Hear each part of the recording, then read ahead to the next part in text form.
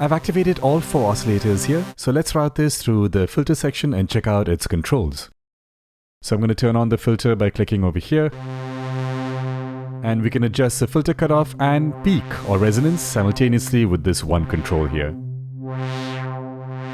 If you do want to control them independently, you can hold down the Option key on your keyboard and then click and drag in one direction, and it kind of limits it to that direction. So now I'm just controlling the filter frequency, not the peak. Whereas when I start to drag downwards, and if I hold down the Option key, I'm just adjusting the peak and not adjusting the filter cutoff. All right. Now you can't adjust the numbers by clicking and dragging here, but you can double click to type in a value. So let's say I want to set this to 1000, I can just type in 1000 here.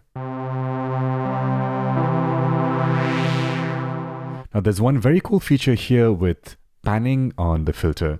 So if I hold down Command, as it says over here, since I'm on a Mac, and if I click and drag on the number here, you notice that we see 2 additional peaks, and that's just basically letting us know that we are changing the filter cutoff for the left channel and the right channel independently. So now we're going to get a bit of a stereo widening effect.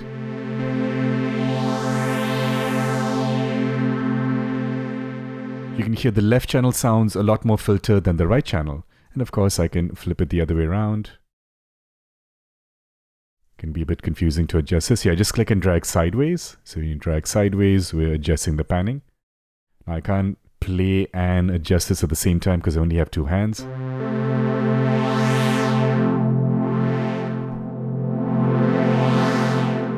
But that's a very simple way to create some stereo widening in your patch. Alright, we have different filter models. So this was classic by default, and you have all these different options, all the way down to a very simple digital clean filter. Now I would suggest experimenting with these because they all do sound quite different. Just to give you one example, so this is a clean low pass filter. I'm going to switch over to the extreme one. And you can hear it sounds extremely different. Alright, let's now check out the different filter types. So get low pass, but we also have high pass. We have a band pass option. We have a bell option. So now we're entering into the EQ territory. Okay. Next, a low shelf, another style of EQing. Adjusting low frequencies like that, or even a high shelf. And then lastly, we also have a notch filter. Alright, filter slope next. I'm going to switch back to a low pass filter here. We have a 6 dB per octave option. For very gentle filtering, we don't get any peak control or any resonance control. We do have 12 dB per octave. Oberheim style filtering or classic Moog style filtering with 24 dB per octave. And also the other extreme of 48 decibels per octave. You don't see this often on filters, synthesizer filters at least. Nice to have that option. Alright, I'm going to switch back to 24 dB per octave and leave it as a low pass filter. Now, like many other synthesizers, we do have multiple filters here.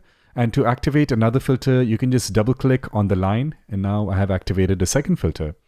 It defaults to this notch EQ, but I can click over here and quickly change it. By the way, you can also right click and change what you want over here. So I want a high pass filter.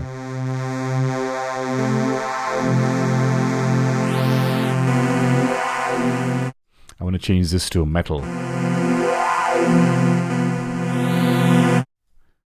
So right now, only my low pass filter has this panning option, but this one is still centered. But of course, you can change that if you want to. We can add more filters. Let's make room for a third one. Again, double click on the line. Now we have a third filter here. And I can double click on the line to create a fourth filter.